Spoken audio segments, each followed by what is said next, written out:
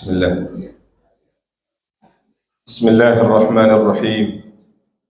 السلام عليكم ورحمة الله وبركاته.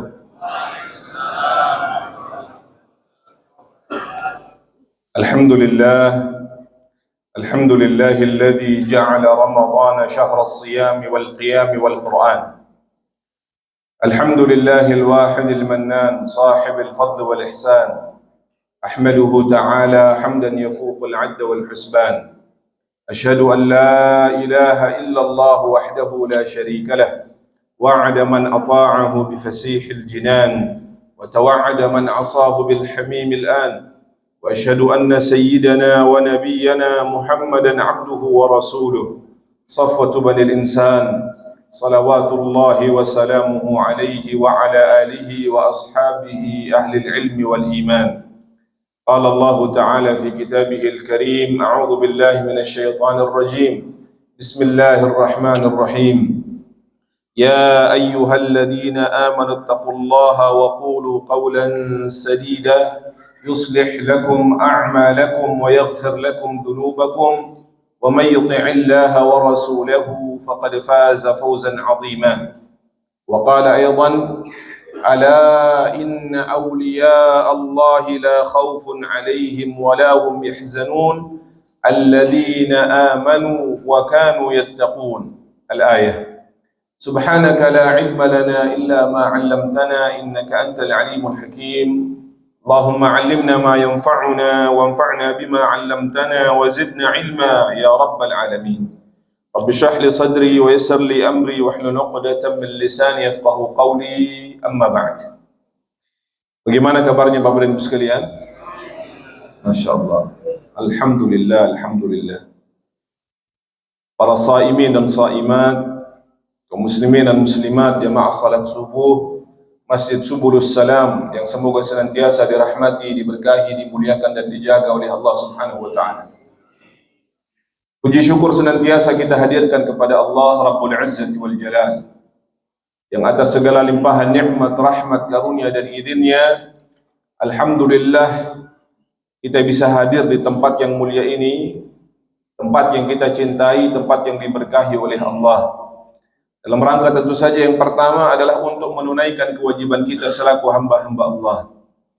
Dan selanjutnya sejenak kita duduk di sini untuk saling mengingatkan, saling nasihat menasihati dalam kebaikan, kebenaran dan juga kesabaran, dan tidak kalah penting tentu saja untuk bertafaqquh fid din. Mudah-mudahan apa yang telah kita niatkan, kita lakukan diterima oleh Allah, dicatat sebagai amal salih, pemberat timbangan kebaikan kita, dan dengannya semoga Allah Subhanahu wa taala memudahkan langkah kita menuju jannahnya. Amin ya rabbal alamin. Salawat teriring salam semoga tetap tercurah limpahkan kepada manusia terbaik, teladan sepanjang zaman, Nabiur Rahmah, qudwah hasanah kita, Nabi besar sallallahu alaihi wa alihi, beserta istri, keluarga, sahabat dan pengikutnya hingga akhir zaman insyaallah taala. Qatal iman, kembali saya mengingatkan kepada diri saya dan jemaah sekalian tentu tentang keberadaan kita di bulan yang penuh dengan kemuliaan ini.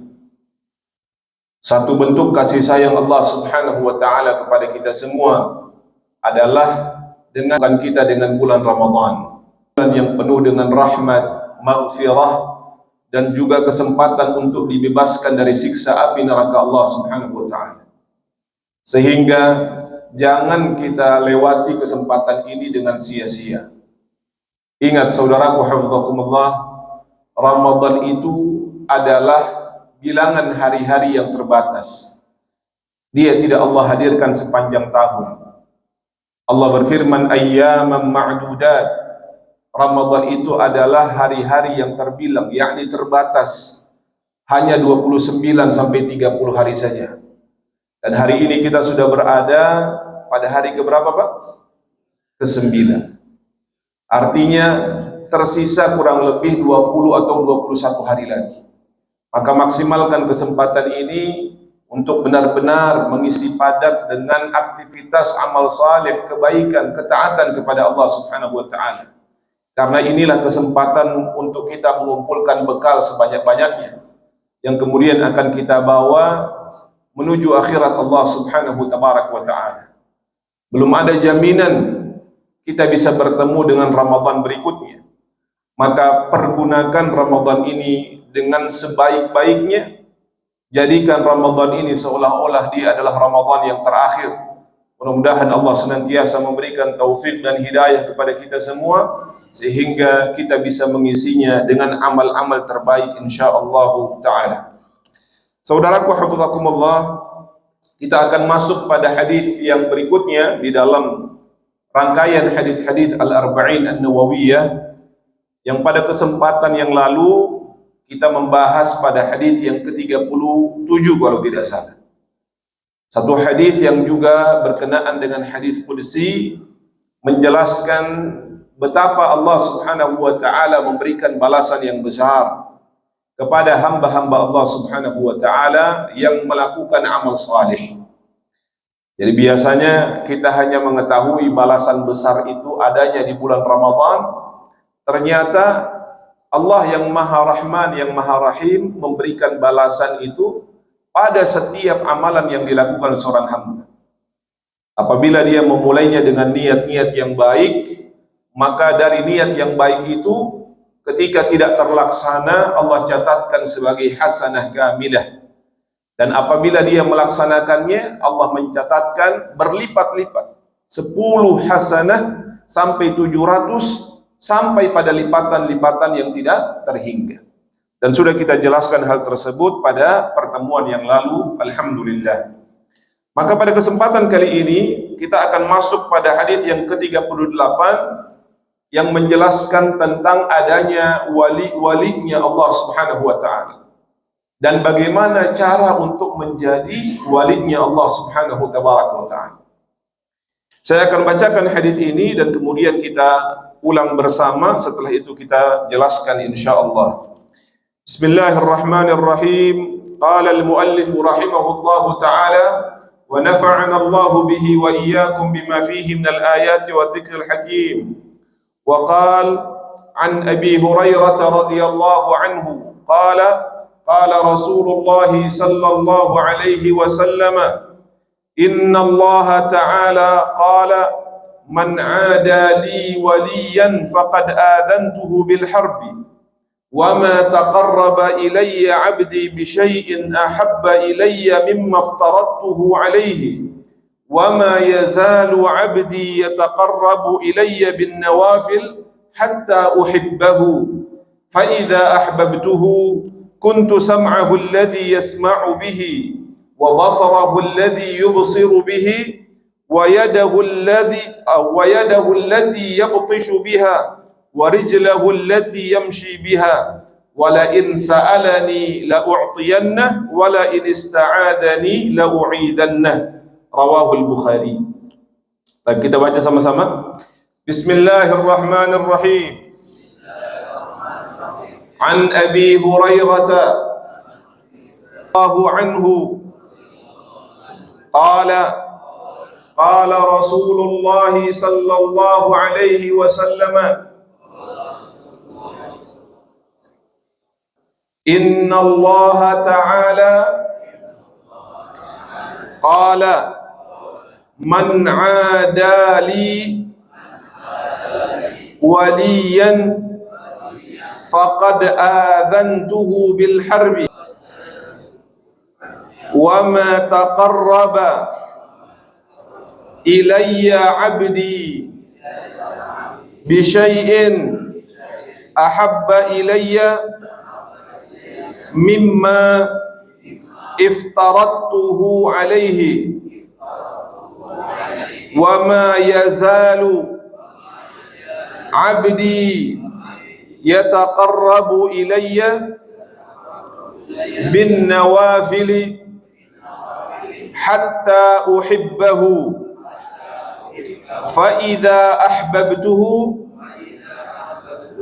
kuntu sam'ahu alladhi yasma'u bihi wa basarahu alladhi yubsiru bihi wa yadahu allati yabtishu biha wa rijlahu allati yamshi biha wa la in sa'alani la u'tiyannah wa la in ista'adhani la u'idhannah.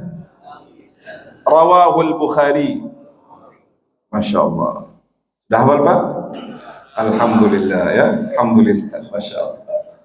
Baik, Bapak dan Ibu sekalian, hafizakumullah, para shaimin dan shaimat.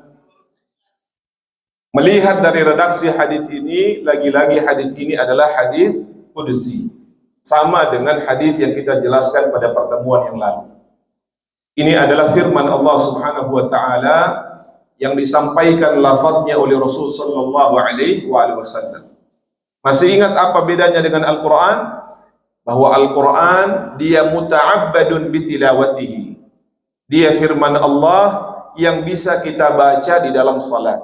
Kita beribadah dengan membacanya di dalam salat. Adapun hadis qudsi meskipun sama-sama firman Allah Subhanahu wa taala, namun dia tidak muta'abbadun bitilawatihi. Tidak bisa kita gunakan dalam beribadah dalam salat kita dengan membacanya, ya. Bahkan salat kita bisa jadi tidak sah meskipun ini sama-sama firman Allah Subhanahu wa taala.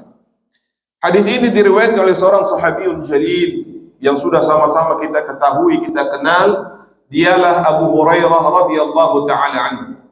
Abdurrahman ibnu Sakhr ad-Dawsi nama lengkap. Beliau mengatakan Rasul sallallahu alaihi wasallam bersabda, sesungguhnya Allah Subhanahu wa taala berfirman. Apa firman Allah? Allah berfirman, barang siapa yang menyakiti, memerangi waliku, faqad adzantuhu bil harbi, maka aku mengumumkan perang kepadanya. Kalau seseorang berperang dengan Allah Subhanahu wa taala, apakah bisa menang? Tidak mungkin bisa menang. Allah pemilik alam semesta ini, Allah yang maha menciptakan, Allah yang maha memberi, Allah yang maha segala-galanya. Artinya jangan main-main dengan orang-orang yang merupakan wali-walinya Allah Subhanahu wa taala. Siapa yang menyakiti dan memerangi walinya Allah Subhanahu wa taala, maka kata Allah, adzantuhu bil harbi, aku mengumumkan perang kepadanya. Lalu kata Allah Subhanahu wa taala, tidaklah hambaku mendekat kepadaku dengan sesuatu yang paling aku cintai melebihi apa yang aku wajibkan kepadanya. Apa artinya ikhwatal iman? Hal yang paling dicintai oleh Allah dari amal dan ibadah yang kita lakukan adalah apa-apa yang Allah wajibkan. Amalan-amalan fardu itu adalah amalan yang paling dicintai oleh Allah. Sehingga sebesar apapun pahala dari sebuah amalan yang sifatnya sunnah, dia tidak bisa mengalahkan amalan yang Allah Subhanahu wa taala fardukan. Kemudian kata Allah Subhanahu wa taala, dan tidaklah hambaku mendekat kepadaku dengan sesuatu ya amalan yang sunnah sehingga aku mencintai. Jadi ini kata para ulama adalah level di dalam melakukan ibadah.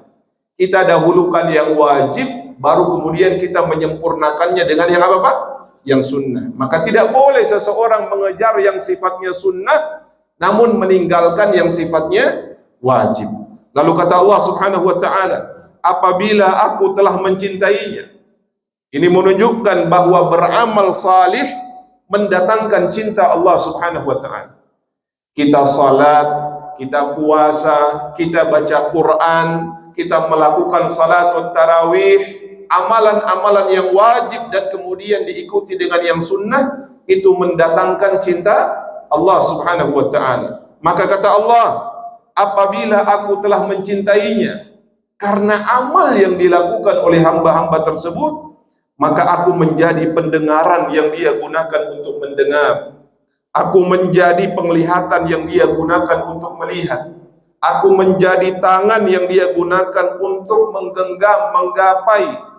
Aku menjadi kaki yang dia gunakan untuk melangkah. Dan jika dia meminta kepadaku, pasti aku akan berikan apa yang dia minta. Dan apabila dia meminta perlindungan kepadaku, pasti aku memberikan perlindungan kepadanya. Hadis ini diriwayatkan oleh Imam Bukhari di dalam sahihnya. Saudaraku hafizakumullah, kata Imam Ibn Rajab ketika menjelaskan hadis ini, siapa sih yang dimaksud dengan wali itu?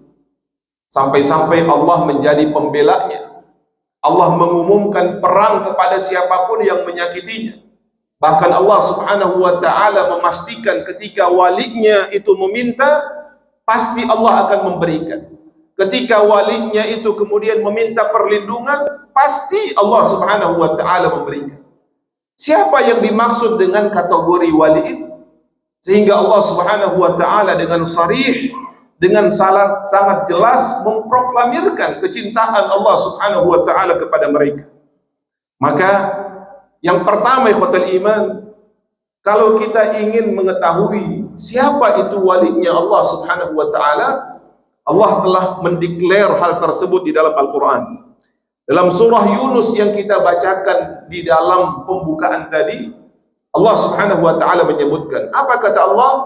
Ala inna awliya Allahi la khawfun alaihim wa la hum yahzanun alladzina amanu wa kanu yattaqun. Kata Allah, perhatikan. Ini ada wali atau tidak di sini? Masya Allah. Ada wali murid kayaknya Pak ya. Wali santri dan seterusnya. Tapi tidak menutup kemungkinan kalau sesuatu wilayah itu. Ini kriteria yang kemudian ketika kita berkeinginan untuk menjadi wali-walinya Allah Subhanahu wa ta'ala. Kata Allah, ala inna awliya Allahi la khawfun alaihim wa la hum yahzanun. Ingatlah, sesungguhnya wali-walinya Allah tidak ada kekhawatiran terhadap mereka dan tidak ada pula kesedihan di hati mereka. Di orang yang sampai pada derajat al-wilayah atau al-wali, dia sudah tidak lagi memiliki kecemasan pada urusan dunia dan juga akhirat Allah Subhanahu wa ta'ala. Dia tidak takut, dia tidak khawatir. Kenapa? Apa yang membuat takut dan khawatir sehingga Allah Subhanahu wa ta'ala begitu menyanjungnya? Kata Allah, alladzina amanu wa kanu yattaqun. Kriteria dari wali itu adalah yaitu mereka orang-orang yang beriman dan senantiasa bertakwa kepada Allah Subhanahu wa ta'ala. Jadi al-wali itu dia senantiasa beriman kepada Allah Subhanahu wa ta'ala dan bertakwa. Maka kalau kita lihat definisi dari al-wali, saudara hafizakumullah, dalam ayat yang lain Allah Subhanahu tabaraka wa ta'ala ya menjelaskan tentang al-wilayah yang Allah Subhanahu wa ta'ala janjikan. Al-wilayah kata para ulama diambil dari kata an-nusrah wal mahabbah. Jadi wali itu dengan kata pertolongan, kecintaan. Yang dikatakan walinya Allah senantiasa ditolong oleh Allah, senantiasa dicintai oleh Allah Subhanahu wa ta'ala. Kenapa bisa mereka dicintai oleh Allah? Karena mereka memiliki dua sifat ini. Apa sifat mereka? Kata Allah Subhanahu wa ta'ala, mereka adalah orang-orang yang senantiasa beriman dan meneguhkan ketakwaan mereka kepada Allah Subhanahu wa ta'ala. Jadi kalau kita melihat ada orang yang mengaku wali, tapi dua syarat ini tidak terpenuhi, keimanannya tidak kemudian dia jaga, ketakwaannya tidak terlihat dalam perangainya, maka sungguh itu adalah pengakuan yang dusta. Karena Allah menjelaskan sesungguhnya wali-wali Allah Subhanahu wa ta'ala alladzina amanu wa kanu yattaqun, yaitu mereka yang senantiasa beriman dan senantiasa meneguhkan ketakwaan mereka kepada Allah. Kata Imam Ibn Rajab ikhwatal iman, orang-orang yang beriman itu maknanya adalah mereka yang identik dengan amal saleh. Orang-orang yang beriman itu menunjukkan mereka identik dengan amal saleh. Adapun orang-orang yang bertakwa adalah siapa? Mereka yang senantiasa meninggalkan larangan-larangan Allah. Jadi pada satu poin, iman itu menunjukkan konsistensi di dalam beramal, adapun ketakwaan itu menunjukkan konsistensi di dalam meninggalkan larangan-larangan Allah Subhanahu wa ta'ala. Itulah mengapa saudaraku hafizakumullah, kalau kita lihat ibadah yang sedang kita lakukan di bulan Ramadan ini, sesungguhnya ini menjadikan seseorang itu berpeluang menjadi apa? Walinya Allah Subhanahu wa ta'ala. Allah berfirman, ya ayyuhalladzina amanu kutiba alaikumus shiyam kama kutiba alal ladzina min qablikum la'allakum tattaqun. Ternyata puasa itu membawa seseorang pada keimanan dan juga menjadikan dia sebagai pribadi yang bertakwa. Modal utama untuk menjadi siapa, Pak? Walinya Allah Subhanahu wa ta'ala. Sehingga kata para ulama, Ramadan itu adalah mahabbatul iman. Dia adalah stasiun untuk mengecas kembali keimanan-keimanan seseorang. Yang diharapkan darinya ketika keluar dari Ramadan, dia tetap menjaga apa yang telah dia bina, dia rawat.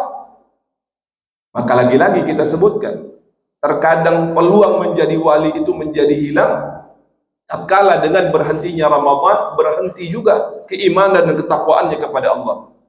Maka walinya Allah itu adalah mereka yang konsisten di dalam menjaga keimanan dan kemudian ketakwaan kepada Allah. Bukan saja di dalam bulan Ramadan, tetapi di sepanjang hidup mereka, mereka menampilkan kepada Allah Subhanahu wa ta'ala keimanan yang teguh dan ketakwaan yang sesungguhnya. Dalam sebuah penjelasan ikhwatal iman disebutkan oleh siapa? Dalam kitab Minhajus Sunnah, bahwasanya ada yang mengatakan wali itu adalah kullu mu'minin taqiyyin laisa binabi. Setiap mukmin yang beriman dan dia tidak sampai pada derajat an-nubuwah. Jadi tentu kita meyakini bahwa an-nubuwah itu telah berakhir dengan diutusnya Nabi Muhammad sallallahu alaihi wasallam sebagai khatamun nabiyyin, sebagai penutup dari para nabi dan para rasul. Beliau adalah nabi dan rasul yang terakhir yang Allah Subhanahu wa ta'ala utus. Tapi kesempatan untuk menjadi orang-orang yang dicintai oleh Allah, orang-orang yang dijadikan walinya Allah Subhanahu wa ta'ala, itu masih terbuka lebar. Sehingga wali itu disebut dengan kullu mu'minin taqiyyin laisa binabi. Setiap mukmin yang bertakwa kepada Allah dan dia tidak masuk ke dalam kategori an-nabi. Saudaraku hafizakumullah, kata para ulama, wali Allah Subhanahu wa ta'ala adalah mereka yang senantiasa konsisten di dalam melakukan ketaatan kepada Allah. Makanya Allah Subhanahu wa ta'ala menggambarkan bahwa tingkatan wali itu ada dua. Yang pertama disebut dengan as-sabiqun al-muqarrabun, mereka yang bersegera, berlomba-lomba di dalam menjalankan perintah Allah, dan mereka yang senantiasa mendekatkan dirinya kepada Allah Subhanahu wa ta'ala. Inilah yang kemudian disebut dengan wali yang tertinggi di sisi Allah Subhanahu wa ta'ala. Sehingga Allah tidak menyebutkan di dalam poin ini wali itu harus memiliki kelebihan ini dan itu. Bukan itu standar kewalian di sisi Allah. Orang yang dianggap wali itu adalah mereka yang senantiasa berusaha mendekatkan diri kepada Allah, menguatkan keimanan dan meneguhkan ketakwaannya kepada Allah. Semakin cepat dia dalam merespon perintah Allah, maka sungguh semakin tinggi kedudukannya di sisi Allah Subhanahu wa ta'ala. Maka Allah Subhanahu wa ta'ala dalam hadis yang kita sampaikan tadi melanjutkan kriterianya.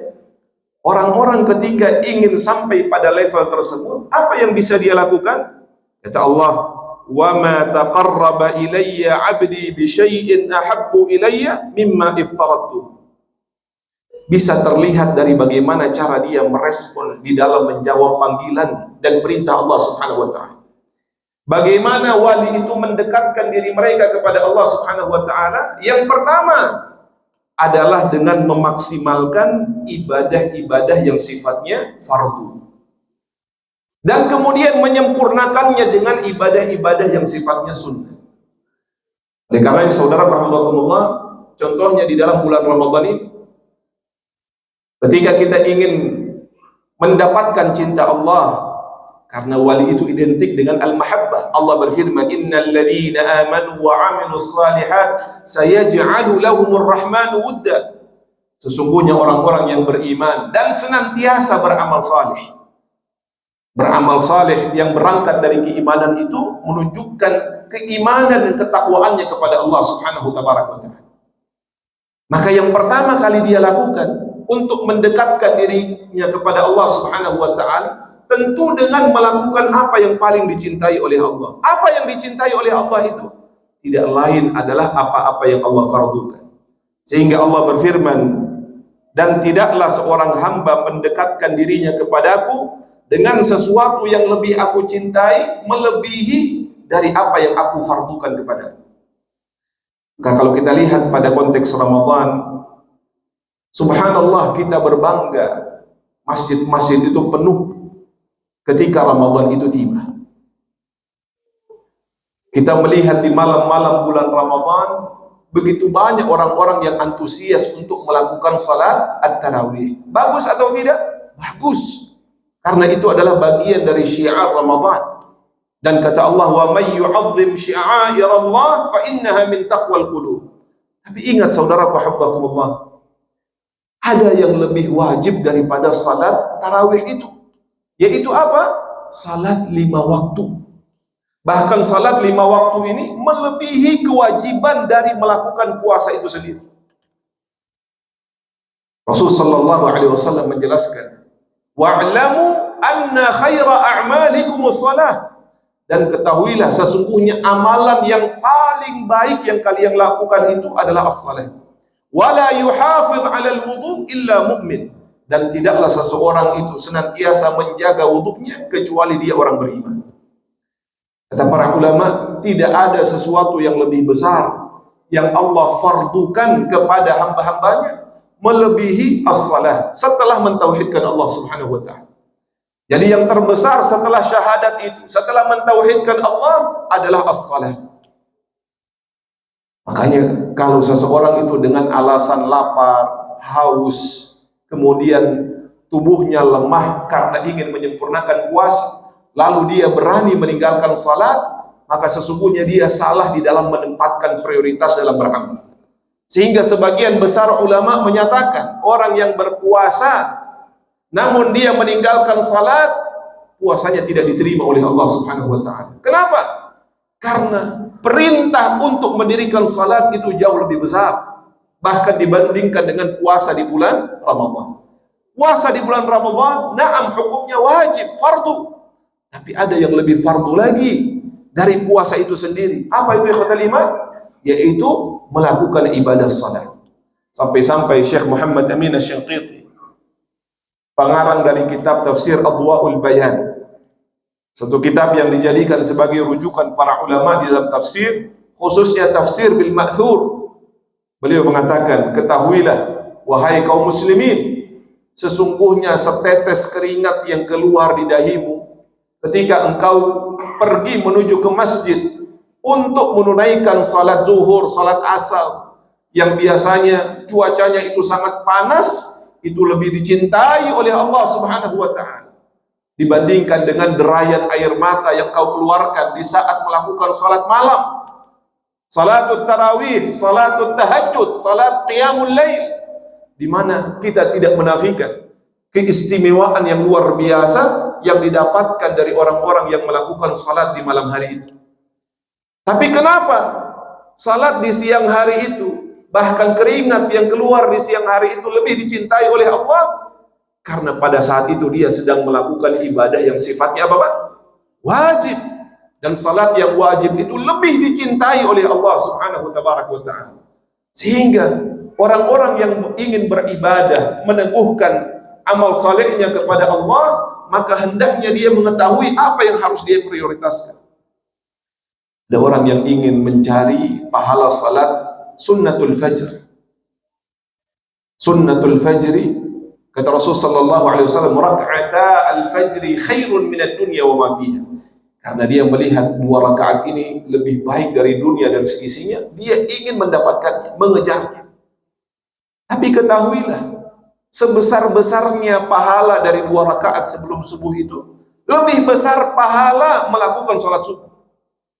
Kenapa? Karena salat subuh itu hukumnya fardu, wajib. Adapun salat itu 2 rakaat tadi, walaupun pahalanya besar, dia sifatnya sunnah. Ada orang yang mengejar salatut tarawihnya itu luar biasa.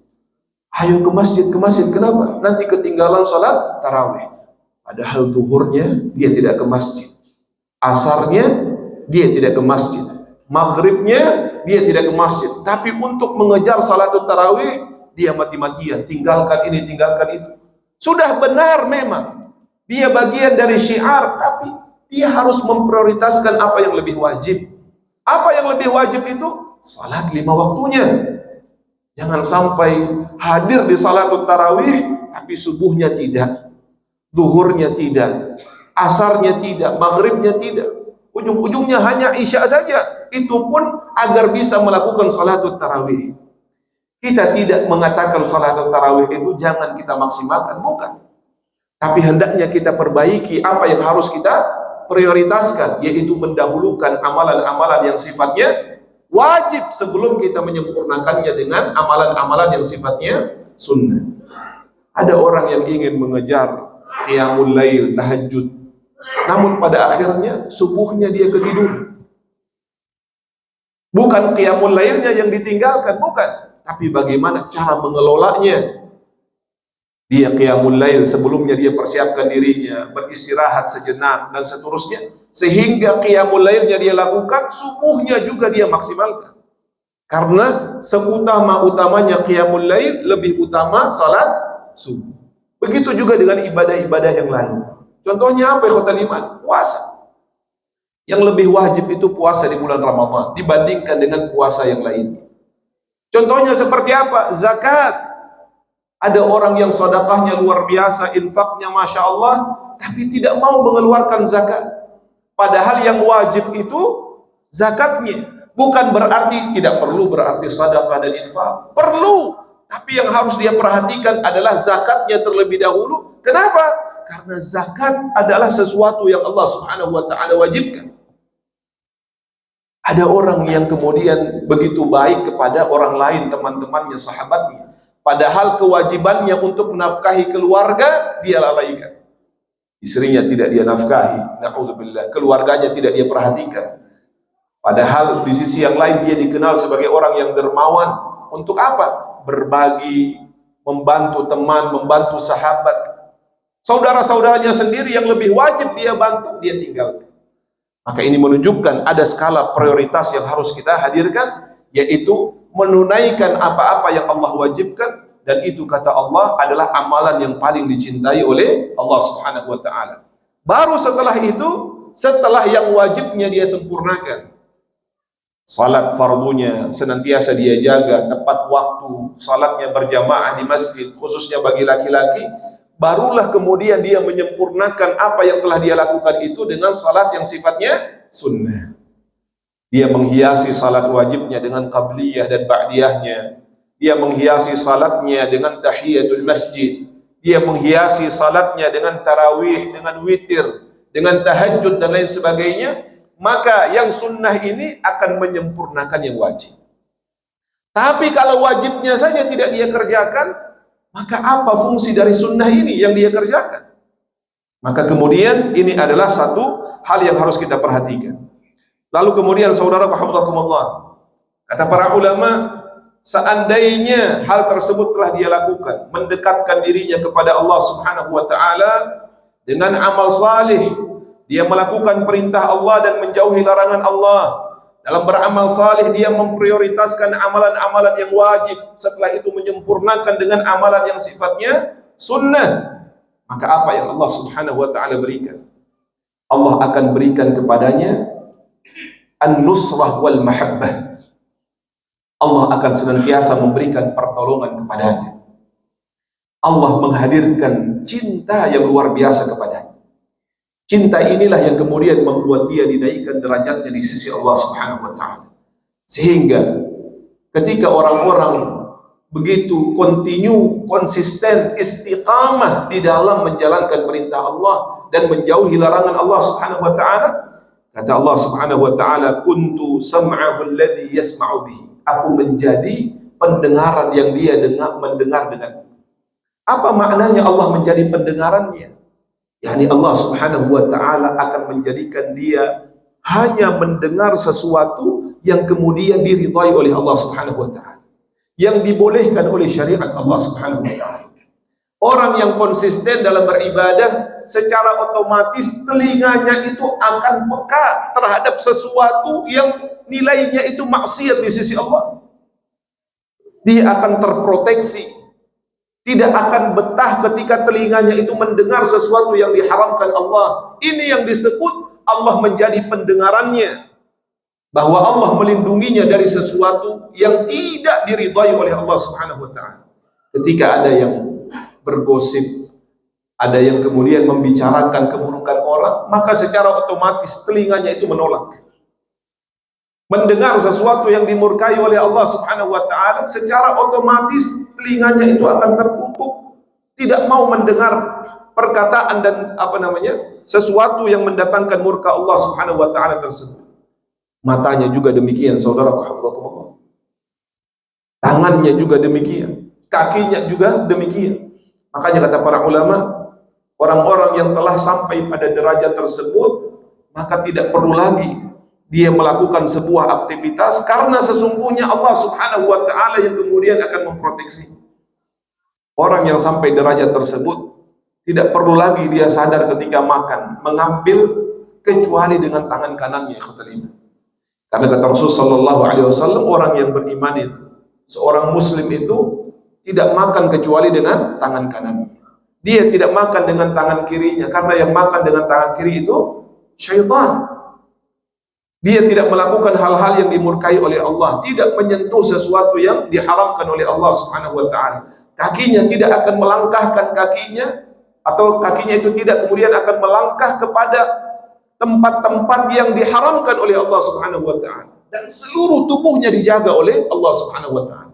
Ini kata Imam Ibnu Rajab penjelasan dari bagaimana Allah menjadi pendengarannya, menjadi penglihatannya, menjadi kemudian tangannya, menjadi kakinya.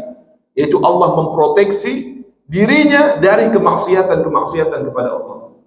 Bukankah ikhwatal iman, pernah kita ceritakan tentang sebuah kisah yang kemudian dialami oleh orang tuanya Al-Imam Syafi'i yang bernama Al-Idris, Muhammad bin Idris Syafi'i, ketika kemudian beliau dinikahkan dengan seorang wanita yang kata ayahnya, dia ini tidak bisa melihat, tidak bisa mendengar, tidak bisa berbicara.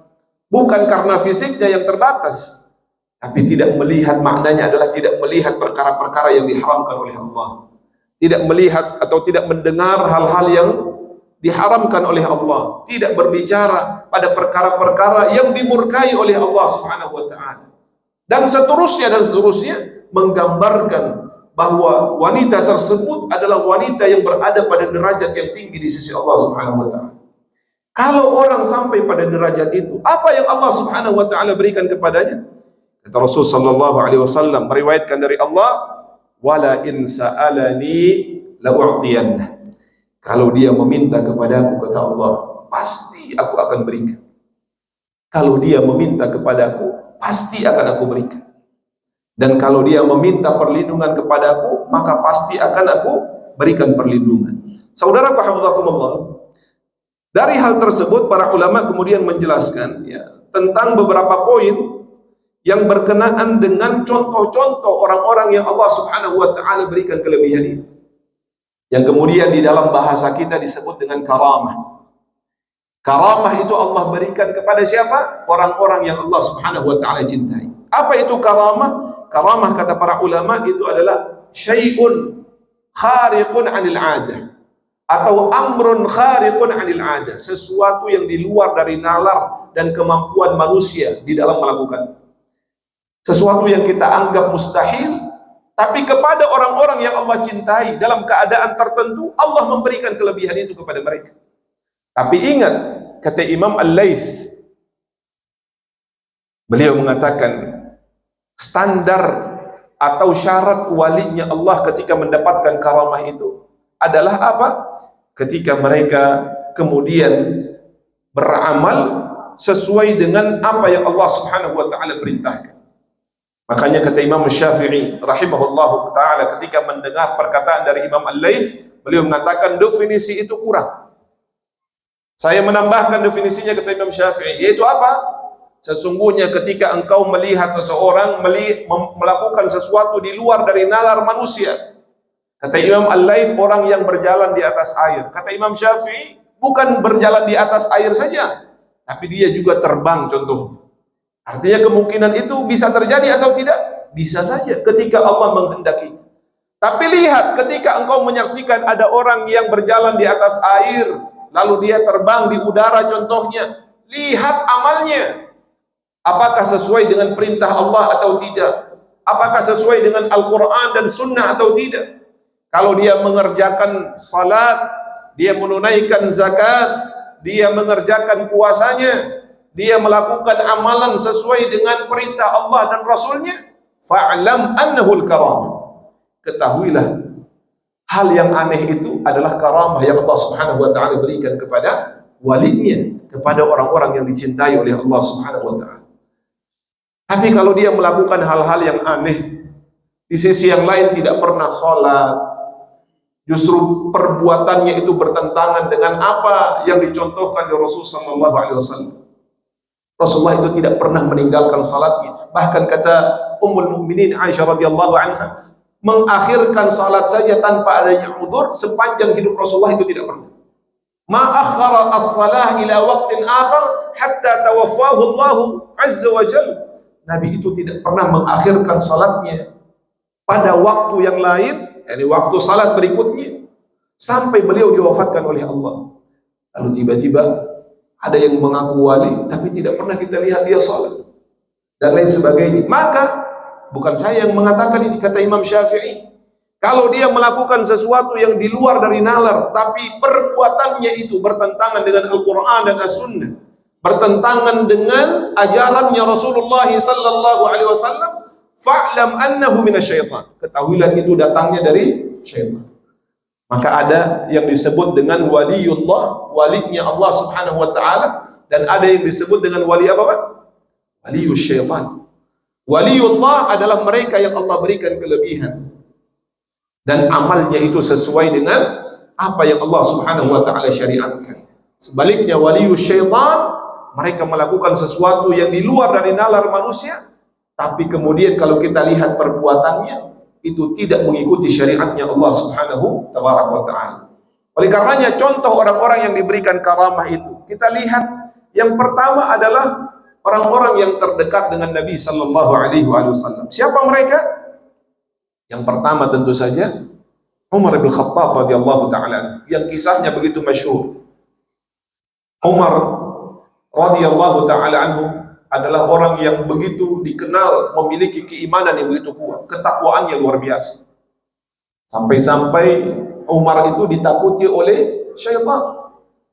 Kalau Umar itu berjalan di satu jalan, maka syaitan ketika ada di jalan itu akan pergi menghindar. Kalau kita gimana, Pak? Ketemu setan, kita yang lari atau setan yang lari, Pak? Nah, itu menunjukkan kualitas keimanan kita. Tapi Umar ketika beliau berjalan ada setan, setannya yang lari karena kuatnya keimanan dari Umar. Ketika Umar naik di atas mimbar ketika menjadi khalifah, di saat yang sama beliau sedang mengutus as-sariyah, satu berperang dengan musuh-musuh. Lalu pada saat itu ada musuh yang kemudian bersembunyi di atas bukit-bukit, di gunung-gunung, jadi ingin menyergap pasukannya Umar. Umar sedang berada di atas mimbarnya dan Allah perlihatkan kepada Umar apa yang dialami. Jadi tidak perlu pakai drone, CCTV, dulu belum ada. Tapi Umar menyaksikan, diperlihatkan oleh Allah Subhanahu wa taala. Ini yang disebut dengan karamah. Maka Umar pun mengatakan al-jabal al-jabal. Padahal Umar di Madinah sedang berada di atas mimbarnya berkhutbah. Lalu suaranya Umar itu terdengar oleh kaum muslimin di sana. Segera mereka mengantisipasi ya pasukan yang ada di gunung, lalu kemudian atas izin Allah Subhanahu wa taala mereka berhasil memenangkan pertempuran tersebut. Contoh yang lain siapa? Ada Anas bin Malik radhiyallahu taala. Seorang sahabiyun jalil yang kemudian kita kenal dengan khadimu Rasulullah sallallahu alaihi wasallam. Ketika wafatnya Rasul sallallahu alaihi wasallam, dalam waktu